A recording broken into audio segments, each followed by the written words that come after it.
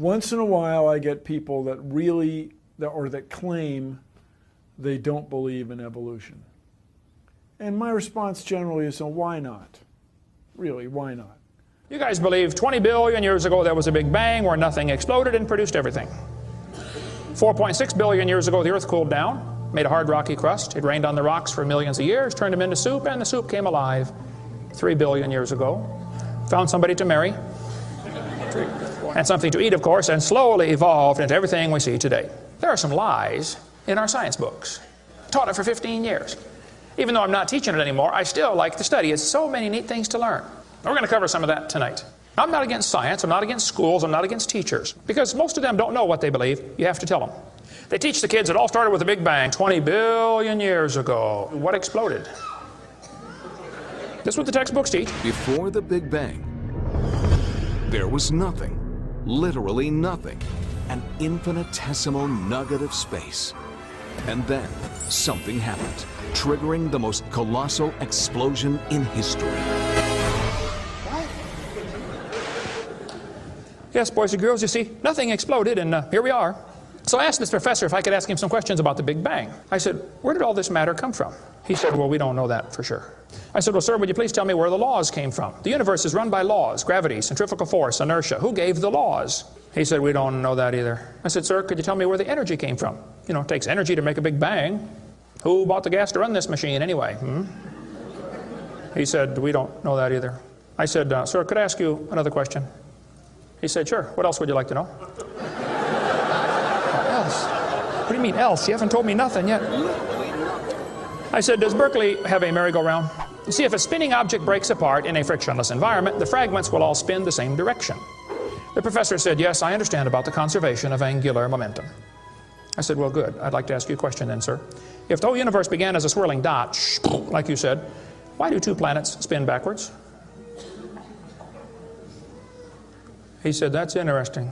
I said, no, that's more than interesting. It's kind of hard on your Big Bang Theory. Not only that, 6 of the moons are spinning backwards. Why? He said, I don't know. Why do you think they're going backwards? I was hoping he was going to ask that. I said, okay, now, sir, hold it. If I told you that I believe God created the heaven and the earth, like the Bible teaches, you're going to say, and where did God come from? And I don't know. But you said, well, we don't know that for sure. We don't know that either. Don't tell me my theory is religious and yours is science. Oh, no, sir, they're both religious. Evolution is a religion. You have to believe. So I asked the professor, where did the matter come from? He said, I don't know. So basically, I believe in the beginning God, and you believe in the beginning dirt. One professor was getting kind of upset about this time. He said, Mr. Hovind, there are hundreds of varieties of dogs in the world. He said, do you mean to tell me that you believe all these dogs came from 2 dogs off of Noah's Ark? You expect me to believe that? I said, sir, would you look at what you're teaching your students? You're teaching your students that all the dogs in the world came from a rock.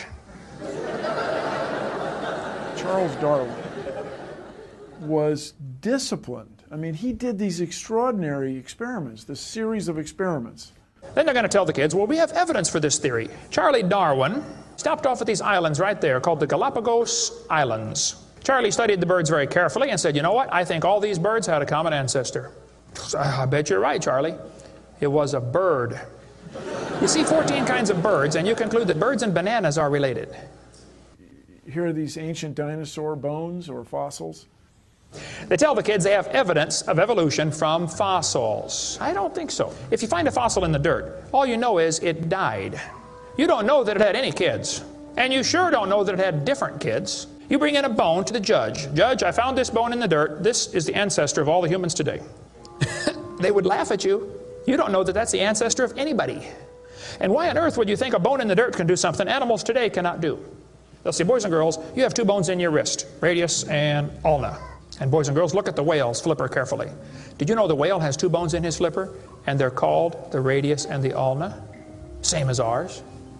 Wow. Who named them, teacher? The whale? Think about it. I'm here to tell my people it's time to stop believing bull just because I tell you bull with a straight look on their face. Evolution say people came from monkeys, and the question is, why is there still monkeys? Is these the retarded monkeys? They didn't turn into people just yet. Even Stephen Gould admitted the absence of fossil evidence for intermediary stages is a persistent and nagging problem for evolution. See, what's happened, these guys have looked for missing links in the fossil record. They can't find any, and so they say, well, maybe evolution happened so fast it wasn't preserved. Maybe a reptile laid an egg and a bird hatched out. Well, who did that bird marry? This process that brought us to be is billions of years old. It happens very fast, billions of years fast. Here is radioactivity. We're going to tell the kids in the late 1940s they invented carbon dating. We're going to explain a little bit about radiometric dating and how it's supposed to work, and then show you that it does not work, okay? It sounds good, but there are some assumptions that mess everything up. If we had walked into a room and found a candle burning on the table, and I asked you the question, when was it lit? You say, I don't know, Mr. Hovind, it's burning when I got here. Okay, well then let's do some empirical science. Let's measure the height of the candle. Suppose the candle is 7 inches tall. Who can tell me when it was lit? Okay, nobody. Let's do some more empirical science. Let's measure the rate of burn. Suppose we determine it's burning an inch an hour. When was it lit? You're going to have a hard time telling me unless you're willing to make some assumptions. You find a fossil in the dirt, you can measure how much C14 is in it. Very accurately, by the way. And you can measure how fast it's decaying. That's just like measuring the height of your candle and how fast it's burning. Now, when did that animal die? You don't have a clue. Here's what you ought to consider about carbon dating. Samples of known age, it doesn't work. If it's a sample of unknown age, it is assumed to work.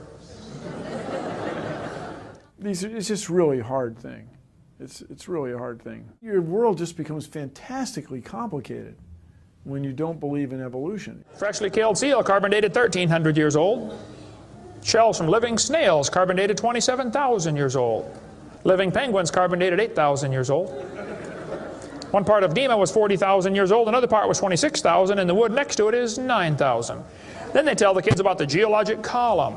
They say each of the layers is a different age, you know, Cenozoic, Mesozoic, Paleozoic, Archaeozoic, all them zoic boys.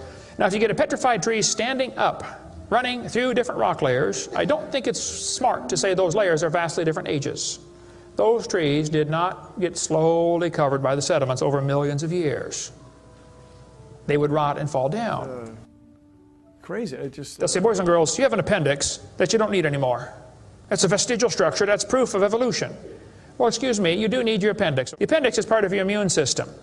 If your appendix is taken out, you can still live, okay, but it increases your susceptibility to quite a few diseases.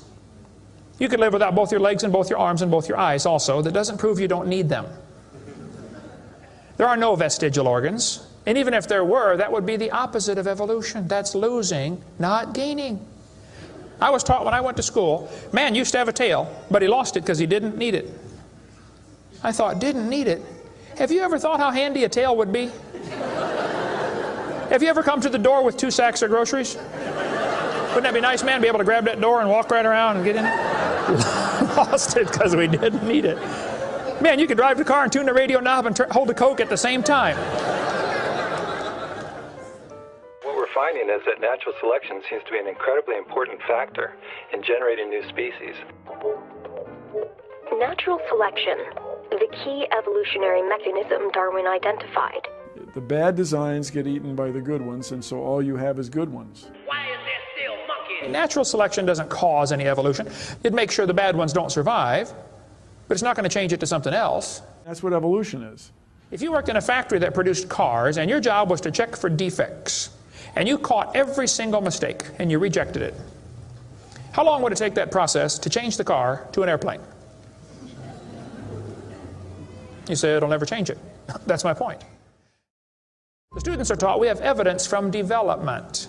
Darwin considered this by far the strongest single class of evidence. This textbook says the human embryo growing in the mother has gills like a fish. Those little folds of skin are not gills. Those little wrinkles under your chin when you're growing up later develop into bones in the ear and glands in the throat. They never have anything to do with breathing. I've seen folks that have 5 or 6 chins and they can't breathe through any of them but the top one. Those are not gill slits. Ernst Haeckel, though, said the turning point in his thinking was when he read Darwin's book. He made huge charts of his posters of his drawings of these embryos and traveled all over Germany and just about by himself converted the Germans to believing in evolution. Haeckel took a drawing of a dog and a human embryo and he changed them to make them look exactly alike. On top are Haeckel's fake drawings. Underneath are actual photographs of what he claimed he was drawing a picture of. Now either he's a lousy artist or he's a liar. Well, it turns out he's a liar. He was convicted of fraud by his own university, proven to be a fraud. But guess what? Haeckel's fake drawings are still used in textbooks in your state right now.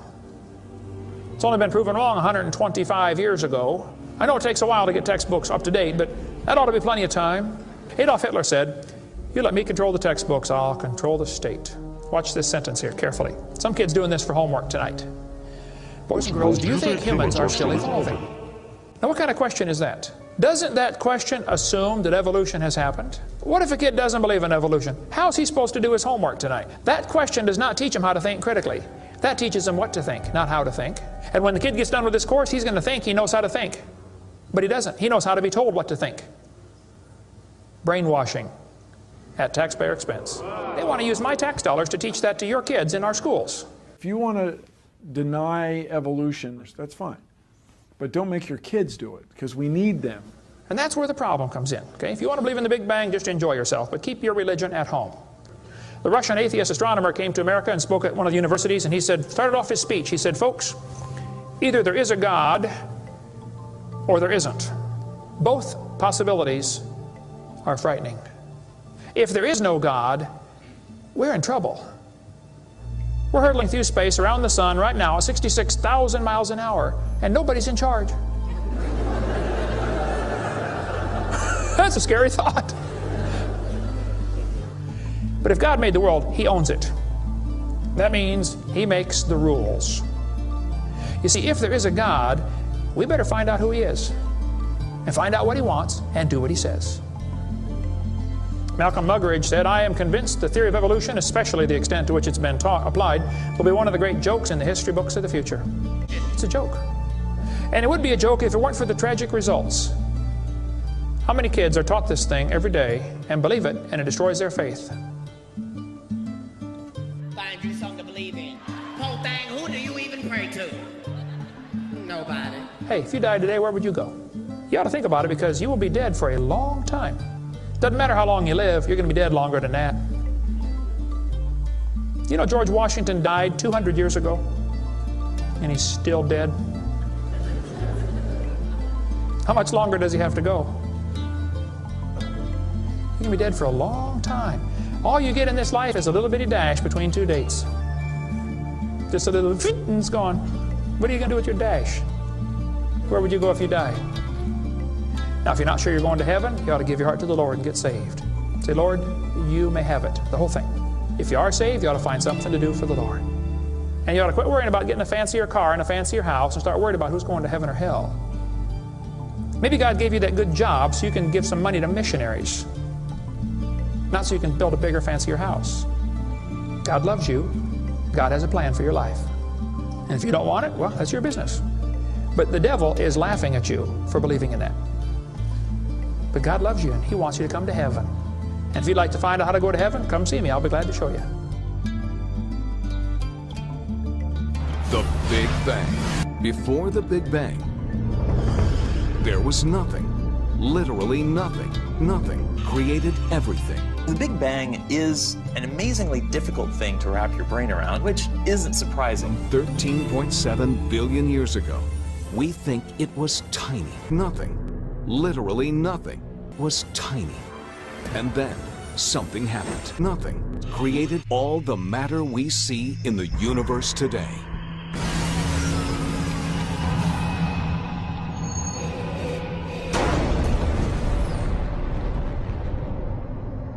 Nothing is more powerful than nothing. And that's what trips most of us up.